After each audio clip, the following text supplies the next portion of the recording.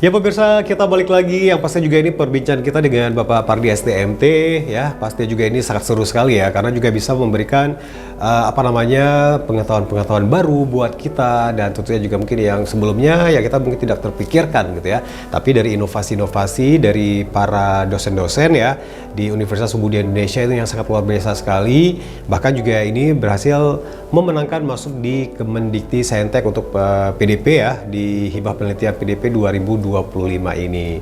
Nah, jadi ini kita juga tadi kita juga mungkin sudah menyinggung sedikit Bapak ya. Iya, betul. Nah, jadi mengapa sih isu plastik ramah lingkungan ini sangat penting gitu untuk Indonesia, khususnya juga di Aceh ya. Iya, betul, Pak. Yang kaya sumber daya perikanan dan pertanian juga gitu. Nah, mungkin dari riset-riset awal yang salah satu yang melatar belakangi juga mengapa ini isu plastik ini gitu Pak yang mungkin diangkat gitu ya. Apa mungkin di Aceh atau juga di Indonesia itu yang sudah separah itu gitu ya untuk limbah-limbah plastik gitu, sehingga juga harus ada sesuatu yang mungkin dilakukan gitu.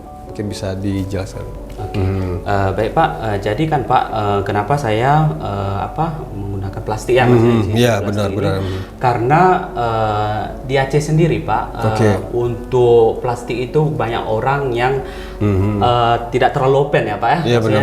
Jadinya di Aceh ini udah plastik itu berserak-serak gitu. Iya. Banyak, jadinya nggak ada yang bukan nggak ada yang mendaur ulang, tapi memang terabaikan kayak gitu Ya, Pak. benar. Disitulah saya mengangkat judul ini, dan kami juga membuat bahwasanya biar ini untuk mencemar lingkungan itu kan salah satu mencemar lingkungan. Iya, Pak. benar ya, dengan limbah-limbah plastik ya. Limbah plastik, jadinya kami mengurangi lah Pak di sini. Benar. Mengurangi bahwasanya biar nggak terlalu banyak pencemaran lingkungan pada lingkungan tersebut. Iya, apalagi juga kalau misalnya kita lihat di pemberitaan ya. Nah, dan tentunya juga kalau khususnya umumnya di Indonesia ya. Iya, betul. Itu di laut, di dasar laut, kesian juga ya, ada yang ikan-ikan gitu yang sampai harus makan plastik itu. Apalagi juga kalau di Aceh sendiri mungkin tapi nggak tahu sekarang, mungkin di kawasan pesisir pantai yang itu juga ya kesian ya terbawa dari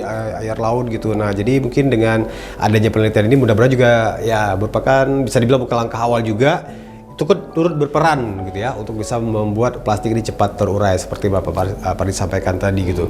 Nah, jadi mungkin ini kita penasaran juga nih Pak ya. Nah, jadi bagaimana sih sebenarnya proses dari pembuatan bioplastik ini ya, itu yang berbasis kitosan dari limbah kulit udang. Nah, mungkin sedikit skema ya, mungkin bahasa yang enak dimengerti ya. Nah, jadi step-stepnya gitu. Ternyata nggak bisa ya gitu ya untuk menciptakan bioplastik ini itu berbasis kitosan dan limbah kulit udang.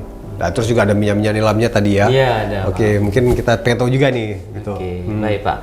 Jadi kan di sini kan kami membuat bioplastik ya Pak. Bioplastik terus adanya kitosan dari bogor jagung sama ini ya kitin ya.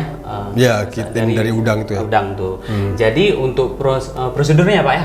Iya, prosedurnya. Iya, cara kerja benar. Oke, cara kerjanya itu kami pertama itu mengumpulkan seperti limbah pertanian. Limbah pertanian itu seperti